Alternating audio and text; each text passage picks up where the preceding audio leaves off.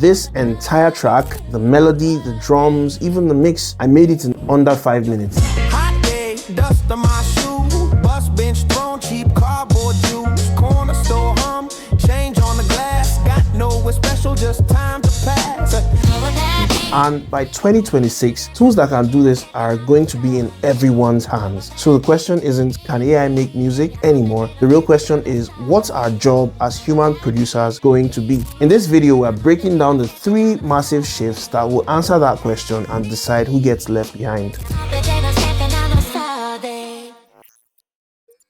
Welcome to 2026. The world of music production has been completely turned on its head.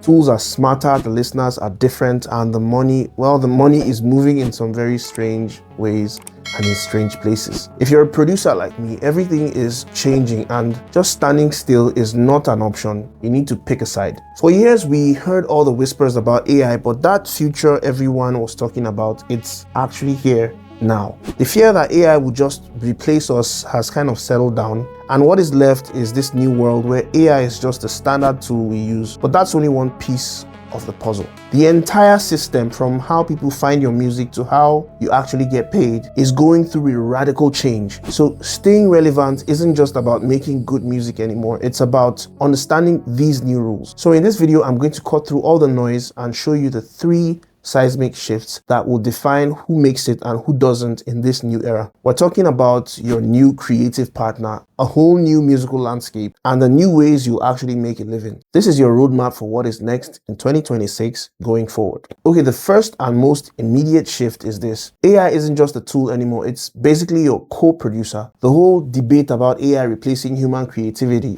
I actually have a video about that. It's kind of over. Pretty much. In 2026, the reality is that AI is a collaborator, an assistant, and something that just amplifies your own ideas. The producers who are going to kill it are the ones who learn to let AI handle the technical grunt work, freeing them up to focus on the actual creative vision. You don't need years of training anymore to make something that sounds amazing. I mean, think about all the boring stuff that kills your creative vibe. Stem separation used to be this clunky, artifact-heavy process. Now you've got tools like Lala.ai that give you incredibly clean separations. You can just pull a vocal out of a super dense mix for a sample flip with almost no effort. This isn't a luxury anymore, it's just a fundamental part of how sampling works now. On the mixing and mastering side, AI has become the go-to starting point. You've got intelligent assistants like Isotope Neutron 4 that listen to your audio and suggest processing that honestly you probably would have done anyway, but it does it in seconds. Then there's Sonable Smart EQ 4, which can automatically fix tonal problems by matching it to a reference track. So cool. And mastering. Look, nothing's ever going to fully replace the golden ears of a top-tier mastering engineer for a huge release, but AI mastering from platforms like Lander has gotten so good that it's now the standard for demos and quick turnarounds. It uses this crazy AI to analyze your track and build a custom mastering chain just for it. This isn't about a robot finishing your song or doing everything for you. It's about getting instant, valuable feedback on your mix so you can make better choices. But it goes way deeper than just the technical stuff. The biggest mental shift for producers in 2026 is using AI for inspiration or ideation. Text-to-music generators like Suno and Udio, while they can still be a bit hit or miss, can spark genuine ideas from a simple prompt. You might describe a mood, a weird scene, or a bizarre combination of instruments and get back this musical sketch that takes you in a direction you never would have thought of. That's absolutely bonkers, and I've experienced it using Suno. The fear of the blank page is just completely gone. Your new co-producer can spit out endless ideas. Your job as the human is to curate, to refine, and to inject the one thing AI still can't fake: real human experience and taste. The producers getting left behind are the ones still trying to do everything manually. The ones who are succeeding, they are treating AI like their tireless studio assistant, which frees them up to focus on what actually matters: the vision. The second seismic shift. Where does all this music even go? Alright, so you've got your AI co-producer churning out ideas. This brings up the second massive shift, the end of broad genres and the rise of hyper-personalized micro-genres. In 2026, thinking in terms of rock, pop, or hip-hop feels like an outdated model. The algorithms on streaming and social media have gotten so ruthlessly good at discovery that they've shattered the music world into thousands of tiny, niche subcultures. We're seeing these insane micro-genres pop up like Plug and B, which is this wild mix of the dreamy, laid-back vibe of a trap sub-genre called Plug with 90s R&B. Styles like Afrofuturism are also getting huge, blending traditional African instruments with slick, futuristic electronic sounds. This isn't just about weird new genres, it's about identity. Artists aren't just marketing by style, they're marketing by mood, culture, and the story they're telling. And this fragmentation is happening for a reason: listener fatigue. In places where streaming has been around forever, growth is starting to slow down. We're all drowning in choices, and the generic one-size-fits-all playlist is losing its power.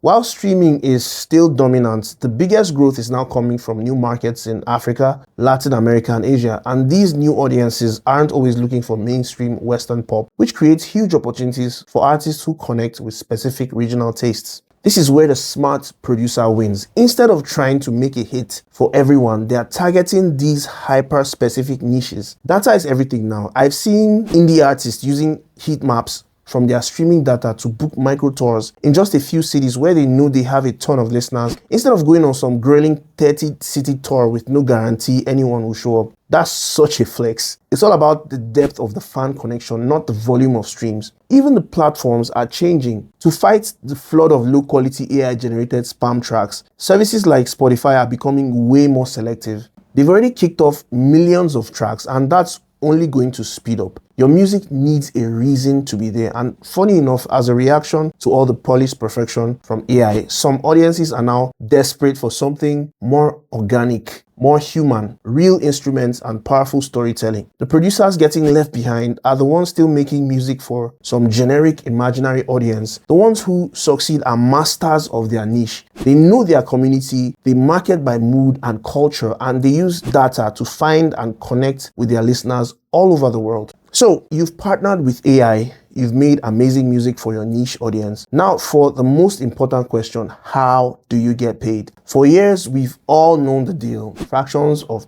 a penny per stream. And that brings us to our third seismic shift, moving way beyond traditional streaming royalties. In 2026, if you're only relying on Spotify payouts to fund your career, you're playing a losing game. The system that benefits major superstars is harder to ignore than ever. The most successful producers in 2026 are building their own little economies. The first, and this is maybe the most explosive new income stream, is sync licensing for the creator economy. And this is something I'm exploring. I hope to talk about this some more. What I mean by sync licensing is TV, film, and ads, but also the world has actually been dwarfed by the insane demand for music on TikTok, YouTube Shorts, and Instagram Reels. Millions of creators need instantly catchy, licensable music for their 15-second videos. This micro sync world is all about hooks and immediate moods, which is perfect for indie producers. The second major income stream is interactive entertainment. Gaming soundtracks aren't just static loops anymore. In 2026, the music in games is now changing while you play, with AI analyzing what's happening and shifting the music to match the experience. What the hell? That opens up completely new creative and commercial doors for producers who can make modular adaptive music.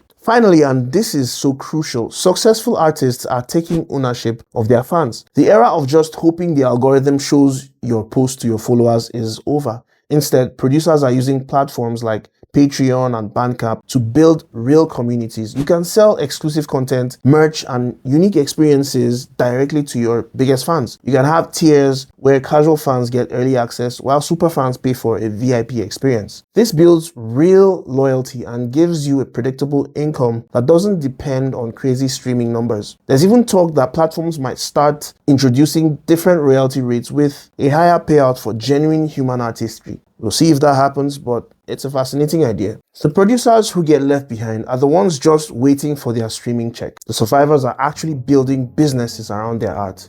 So look, the music production landscape of 2026 is very complex, it's fast, and for some it's pretty intimidating, but it's not a dystopia. These three shifts we've talked about, AI as your partner, hyper-personalized genres, and new revenue streams, they aren't threats, they are massive opportunities. They are forcing all of us to be better, smarter, and more intentional artists. We've long moved past the novelty of AI and we are now just using it as a tool. We're not shouting into the void, trying to be mainstream anymore. We are connecting deeply with niche communities that actually care. And most importantly, we are finally building sustainable careers by moving beyond a broken model and creating real relationships with the people who value our work. The tech will definitely keep changing, but the core of what we do is the same. The producers who not only survive but thrive in this new world will be the ones who balance tech with an authentic human vision and artistry with a bit of an entrepreneurial mindset. The future is here, so it's time to get to work.